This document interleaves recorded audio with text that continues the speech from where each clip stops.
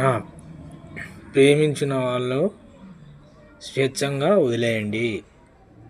మీరు ఆ కులం ఈ కులం ఆ కులం అని వాళ్ళను చంపకూడదు అన్న. చంపితే ఏమవుతుంది అన్న చెప్పండి. నిన్న ఒక మనిషిని చంపితే ఏమవుతుంది? ఒక మనిషిని చంపితే ఏమి రాదు. నీ కులం కోసం నీ మతం కోసం చంపుకుంటే పిల్లలను మానవత్వం కాదన్న, మనిషికి కాదు. నా దృష్టిలో అయితే మనిషిని చంపినోడు మనిషి కాదు. ఏదైనా కానీ గొడవ పడు, తిట్టుకో, ఈ విషయాలు ఉంటాయి, దానిలో ఉంటాయి, కొన్ని విషయాలు ఉంటాయి. కానీ అతను చంపడం, ఎవరినైనా కానీ చంపడం పద్ధతి కాదు. కుల మతాలు ఏసీ కానీ, ఎస్టీ కానీ, బీసీ కానీ, ఓసీ కానీ, మైనారిటీ ఏవైనా కానీ వాళ్ళు చదువుకునే కాడ కానీ ఇంకొక చాట కానీ లవ్ చేసుకుంటే మీకు ఇష్టం ఉంటే మ్యారేజ్ చేసేయండి.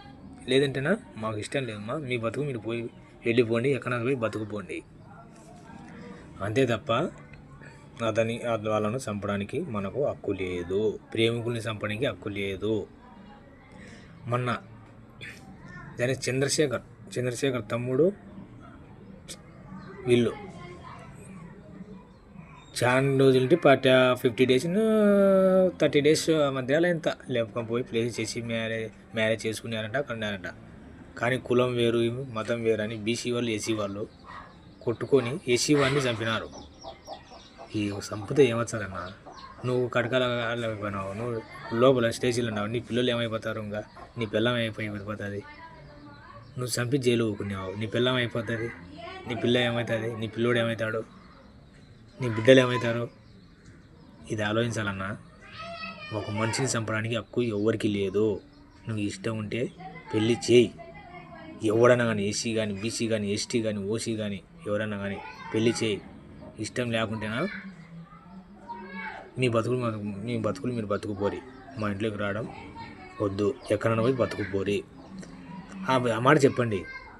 అంతేగాని ప్రాణాలు తెచ్చి ఏమి రాదు. మీరు లోపల పోయి కూకుంటారు. ప్రభుత్వము చేతులు పెట్టుకొని కూకోదు. ఎదవన్నా కొడకలారా, ఈ ఇంకో కులాల మతాలు అని అన్నారు కదా, ఎదవన్నా కొడకలారా, వేసినా కొడకలారా, కులాల మతాలు అని అన్నారు కదా, వేసినా కొడకలారా. నువ్వు మనిషి నేను మనిషిని. ఇప్పుడు కుల మతాలు మన మనుషులనే కనిపెట్టుకునేది. ఎదవన్నా కొడకలారా, ఏమో సార్ ఇష్టమైతే పెళ్లి చేయండి, లేకపోతే వదిలిపోయేయండి. మీ బతుకులు మీద వదిలేని నోరు మూసుకొని ఉండండి.